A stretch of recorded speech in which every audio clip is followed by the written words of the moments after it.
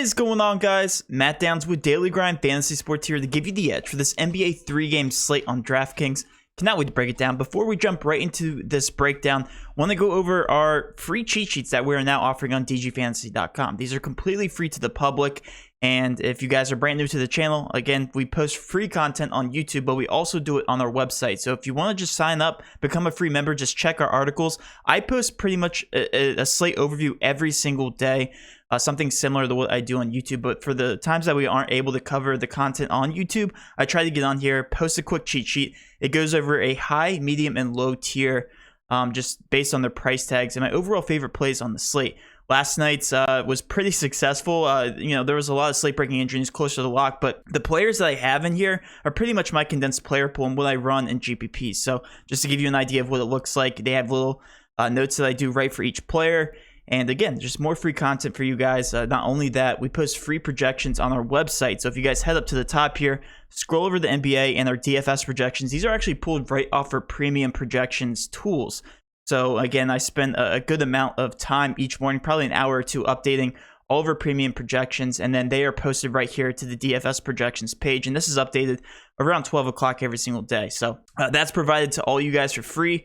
But let's focus on this 3-game NBA slate. Starting out, this game, or this slate rather, does start at 7:30, so 30 minutes later than our normal start time at 7 o'clock. So feel free to adjust your times. We should be able to go live before lock. Again, TJ does get off work now a little bit later than normal because he did go to a new job. So we haven't been able to consistently live stream, but we will try to get back on track with that. Again, since the slate does start at 7:30, we should both be able to be available for live before lock. But let's focus on the injury report for anybody who is new to this channel. What I like to do is I like to go over the injury report. Gives us a good idea of what to expect throughout the day in terms of injuries, pending injury news, and all that good stuff, and where the chalk's going to be, where some good GPP plays are going to be. So let's focus here on this Brooklyn versus Dallas game here. Starting out with Brooklyn, Claxton is back. LaMarcus Aldridge has been starting, though. The only guys that are out are Joe Harris and Kyrie Irving, so that does affect Patty Mills' minutes. However, all the price tags have been adjusted here. But there are some decent plays here that do fly under the radar. So we will focus on the Brooklyn Nets here in a little bit. With Dallas, we are pending injury news on Doncic and also Hardaway. Significant injury news here because if those guys are ruled out, a lot of minutes to go around here in the starting rotation. We should get the injury news here before lock since this is the very first game on the slate. Luka Doncic, obviously, if he's ruled out, guys like Porzingis will be very, very chalky. And anybody who is playing, honestly, in that starting rotation. Going over to the Knicks here versus my San Antonio Spurs. The Knicks, nothing going on there. However, Kemba Walker is now out of that starting rotation permanently going forward, so the minutes are adjusted there for the starting guard. So we will be focusing here on the Knicks in a little bit. With the San Antonio Spurs, Collins and Vassell are ruled out for these guys. A little bit of minutes here, minute bumps to guys like Keldon Johnson, McDermott. So we will be paying attention to the San Antonio Spurs. And then last but not least, we are pending injury news here on Jaylen Brown. However, I don't think he's going to play. He hasn't played in about 6 games or so. Coach has already come out and said if he's not 100%, he's not going to play him to his full capacity. And even if he does play, he's going to be playing unlimited minutes.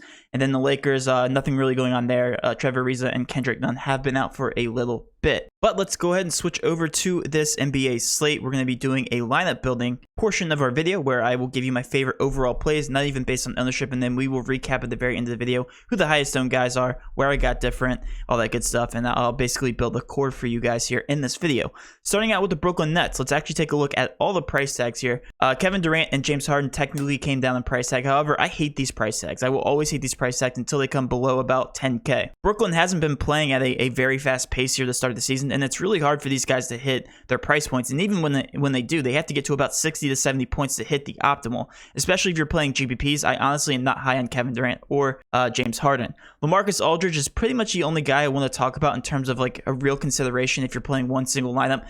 They get a price drop here to $5,700 and has been hitting about 30 to 34 minutes every single game, even despite Claxton being back. So it looks like going forward, LaMarcus Aldridge is working here in the starting lineup, and he probably is the overall better player than Claxton. No bias whatsoever here coming from a prior San Antonio Spur. But he has been averaging 1.04 fantasy points per minute since being in this rotation. So if you guys do the math here, does become a decent value play. Now, there's another center I want to talk about a little bit later on in the slate that is better than Marcus Aldridge in terms of like a fantasy point per minute and minute upside that I want to get to and I want to prioritize over LaMarcus Aldridge. However, I do consider him like a 1B type option here. He might actually end up in my lineup if he is making it into my builds in terms of double center type of build. So LaMarcus Aldridge, a strong consideration if you are running one single lineup. And then also Patrick Mills here. The minute upside's always going to be there without Joe Harris in the lineup. However, Patty Mills is strictly just a shooter, so he has to get hot and get hot pretty quick to really cover his price point. He has been playing very consistent minutes here, 33, 38, despite this game here. He did get into foul trouble. 28 minutes, did play 34 and 34 the last two games. So at $4,800, really do like Patty Mills. Just from a GBP perspective, but he's definitely not consistent enough to lock in, especially if you're playing a one single lineup. And same thing with Bembry. He does have a lot of minute upside. However, he's only averaging 0.74 fantasy points per minute since being in the starting rotation. So he's just a GBP consideration. They're really the rest of this picture I wouldn't consider outside the bigger GBPs. But LaMarcus Aldridge, a strong consideration if you are playing one single lineup. Switching over to the Dallas Mavericks, we know that Luka is questionable as of right now. Technically, Porzingis is as well, but he's also probable. Hardaway is also questionable, so if these guys are ruled out, then this team is going to be mega chalk. You have to consider Jalen Brunson obviously gets a tremendous amount of usage and plays a lot of minutes. Played 37 last game. So obviously, if Luka or Hardaway are ruled out, then Brunson's going to get a huge bump in terms of minutes. Same thing with Kleber. Like, these guys are all hypotheticals right now, so I don't want to talk about them too much in depth. But if any one of those guys are ruled out, then you have to revisit this picture. They are going to be mega chalk, especially in the pace-up spot here versus the Brooklyn Nets. Switching over to the New York Knicks, these guys are actually looking to be under-owned as of right now. Now, the one thing I love about the Knicks, their minute upside. Like, obviously, their rotations are very thin, and Kemba Walker being out of the lineup, these guards are playing tremendous amount of minutes. And I'm talking about Alec Burks, guys like Derrick Rose, and Quickly. These guys are like guaranteed 25 minutes every single game, which I know doesn't seem like that much on the surface, but Alec Burks playing a bulk of the minutes there at 38 minutes a game. Derrick Rose, when it does remain competitive, plays about 26 plus, and he's historically a 1.04 fantasy point per minute player. And then Quickly, like, he's also their sixth man. So like if he's in the rotation, playing consistent starter minutes at a 4.9K price tag could definitely break the slate. However, I think these guys are definitely more GPP plays. But like I keep alluding to here, Alec Burks, $6,700. If he's playing 38 plus minutes every single game, and this game is expected to be relatively close right now, it's a 2-point spread in the favor of the Knicks. At home. So again, this game should be back and forth. It isn't the craziest highest over under, but I love Alec Burks, especially since he is dual position eligible at point guard and small forward. So I'm going to be putting him in my starting lineup as of right now, just because I love the minute upside there, and he has the ability to break the slate wide open as long as he is on the floor, which he should be. Julius Randle is another really good cash consideration because, again, minute upside will be there. He's been playing more minutes without these centers in the lineup, and the centers are back, so I definitely think he's more of a GPP play, but he did come down on price tag as well. So at $9,100, also love the minute upside there, and he's also power forward eligible, which is another thing you gotta love there from Julius Randle. So Knicks, I am really high on in terms of GPPs. Switching over to the San Antonio Spurs here, we have a lot to uncover because the one guy that I really want to get to on this team is going to be Jakob Poeltl. Has been playing consistent starter minutes, about averaging 30 to 32 minutes every single game, and we know that he's in the starting rotation, and he did come down in price tag. Now, he is only center eligible, which that part I don't like, but I do think he has to be a core of your build, especially given the matchup here versus the New York Knicks. So Jakob Poeltl will be very chalky. He's probably one of the easier centers to fit into your builds other than LaMarcus Aldridge. I just like the upside here with Jakob Poeltl a lot more. DeJounte Murray, obviously more of a GPP play, being that he is $9,500. He did come down $800. I did think that 10K was a little bit too pricey for him, but obviously always a good play as long as he's under 10K, especially given the minute upside there. Derek White, $6,200, a little bit too pricey for me, but I don't hate it, especially if he does play over 30 minutes. He did get into foul trouble last game. It was a little bit of a coach's decision there because he was shooting pretty poorly. So Derek White, a pretty volatile player, but I definitely don't hate it because, the minute upside will be there, assuming it does stay close. But Keldon Johnson, talk about guaranteed minutes. He's been getting very, very good minutes here the past couple games without Vassell in the lineup. 34, 31, 30, 38. He looks like he's averaging about 34 minutes here the past couple games. So I will always love Keldon Johnson here if he's getting tremendous amount of minutes, and he is also power forward eligible, which makes him very easy to fit into your builds. Right now, I'm on the fence about Keldon Johnson, whether he's going to make my one single lineup. I do think he's going to be relatively chalky at $5,600. That price tag is very appealing.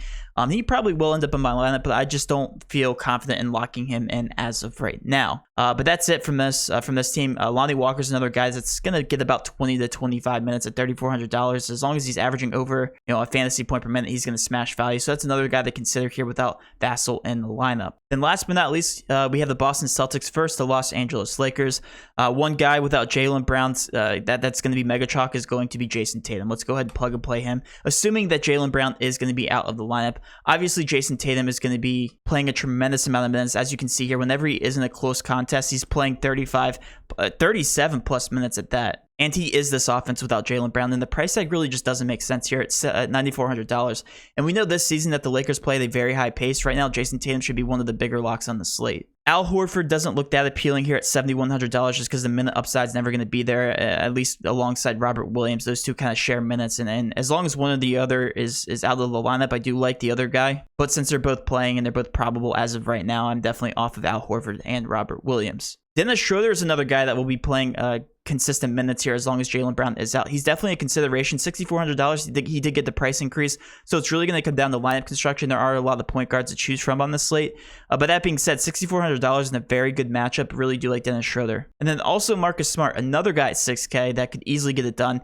Definitely a guy I don't mind. Averaging 0.9 fantasy points per minute, and we know that the minute upside is going to be there with him as well. So Dennis Schroeder and Marcus Smart, one of these two, probably both, could make it into my single lineup, assuming that Jaylen Brown is completely out. Now, we're still pending injury news on him, so whether he does play in limited capacity or completely out, these guys should see more minutes here off the bench, especially Dennis Schroeder. And then yes, if Jaylen Brown's completely out of the game, then Josh Richardson will see about 25 plus minutes, and that's another one single lineup consideration. I'd probably have him in my core as well. Then last but not least, we do have the LA Lakers, and I would say that I usually hate these guys, but Dwight Howard has been starting for these guys at $3,800, and we know historically fantasy point per minute wise, he's averaging over a fantasy point per minute at $3,800. So as long as he sees 20 plus minutes, I definitely can get behind Dwight Howard. And this is what I was talking about with LaMarcus Aldridge being the odd man out here at the center position, because Dwight Howard's only center eligible. Same thing with Jakob Poeltl, and you got to choose two of the three. So I do think Dwight Howard is the more obvious paid on option here on the slate in terms of value, just because there's really no other options here on the slate other than maybe Lonnie Walker. But I do think he's going to be carrying a decent amount of chalk. But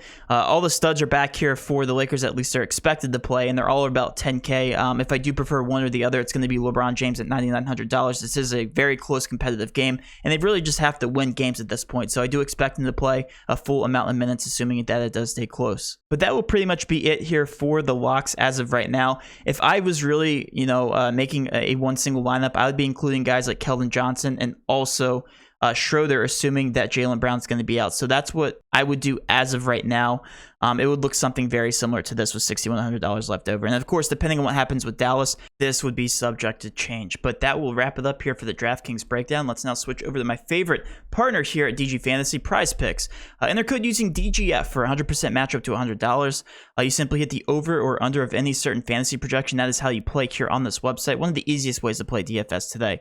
But my favorite overall pick here for this Prize Picks entry is going to be Alec Burks. 31 over under, has hit that since being the starter and playing starter minutes in the past 3 out of 4 games. The only game he didn't was with Denver, and that's because that game was a blowout. So 31 over is what I'm going to be hammering here for Alec Burks. That is my favorite overall play.